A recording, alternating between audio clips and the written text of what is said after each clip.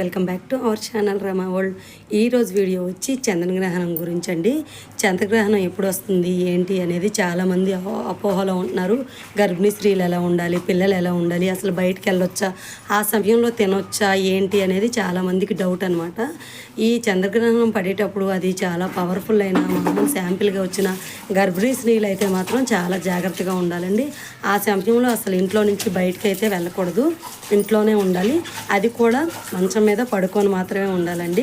నెలలు నిండేవారు అంటే ఆ పెద్దలు చెప్తూ ఉంటారు, పల్లెటూరులో అయితే అస్సలు కదలరు అనమాట, ఇలా సమాంతరంగా పడుకొనే ఉంటారు. ఇక్కడ గర్భిణీ స్త్రీలకి అలా అవ్వదు కాబట్టి కొంచెం అటు ఇటు తిరుగుతూ ఉండొచ్చండి. కానీ గోక్కోవటం, ఇలా గిల్లటం, గిచ్చటం అనేది గర్భిణీ స్త్రీలు అస్సలు చేయకూడదండి. చాలా ప్రభావం అయితే ఉంటుంది. గర్భిణీ స్త్రీలు చంద్రగ్రహణం పడేటప్పుడు ఎంత జాగ్రత్తగా అయితే ఉంటారో తర్వాత రోజు 24 గంటలు గడిచే వరకు ఏ పని చేయకుండా, ఇరవకుండా, గిచ్చకుండా చాలా జాగ్రత్తగా ఉంటే చాలా మంచిదనమాట. మేమైతే విలేజ్లో ఉండేటప్పుడు అయితే చంద్రగ్రహణం పడేటప్పుడు ఎంత జాగ్రత్తగా ఉంటాం, ఆ మరుసటి రోజు 24 గంటలు గడిచే వరకు ఏ పని ముట్టుకోమండి. మొత్తం అంతా ఇంట్లో వాళ్ళే చేసుకోవాలి. మనం తినటం, పడుకోవటం అంతవరకే, ఏమీ చేయకూడదు. దాని ఎఫెక్ట్ అనేది చాలా వరకు ఉంటుంది. చాలామంది ఎక్స్పీరియన్స్తో చెప్తారు పెద్దలు అనమాట. అవి చంద్రగ్రహణం పడేటప్పుడు మ్యాక్సిమం కడుపుతో ఉండేవాళ్ళు, పిల్లలే కాదు, అందరూ ఇంట్లోనే ఉండాలండి.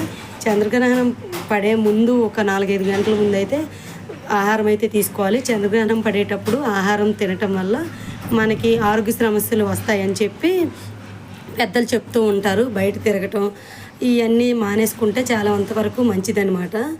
ఆలయాలు అవన్నీ ఏదైనా ఎఫెక్ట్ ఉండటం వల్లే కదండి ఆలయాలు అన్నీ మూసేసి చంద్రగ్రహణం అయిపోయిన తర్వాత ఆలయాలు అయితే తెరుస్తారు.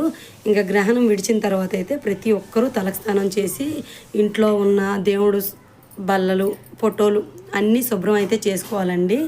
ఎందుకంటే ఈ గ్రహణం పడే సమయంలో దృష్టి శక్తుల ప్రభావం ఎక్కువ ఉంటుంది కాబట్టి ఇంట్లో ఉండటం చాలా ఉత్తమం.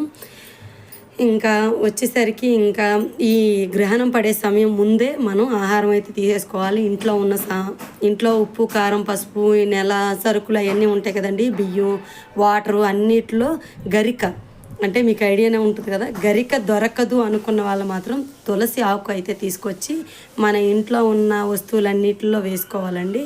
కంపల్సరిగా ఇదొక మెయిన్ పాయింట్, అదైతే కంపల్సరిగా పాటించాలన్నమాట. ఇంకా నాకు తెలిసినంతవరకు అయితే ఇలా అయితే చేసుకోవాలి. ఇల్లు శుభ్రం చేసుకోవాలి. మనం ఎటు వెళ్ళకూడదు. చంద్రగ్రహణం సమయంలో పిల్లలు, గర్భిణీ స్త్రీలు చాలా జాగ్రత్తగా ఉండాలి. చంద్రగ్రహణం విడిచిన తర్వాత మనం ఆహారం తీసుకోవటమైనా, మనం ఇల్లు శుభ్రం చేసుకోవటమైనా నాకైతే ఇంతవరకు అయితే తెలుసండి. మీలో ఎవరికైనా తెలిస్తే కింద కామెంట్ బాక్స్లో కామెంట్ చేసేయండి. నేను చెప్పింది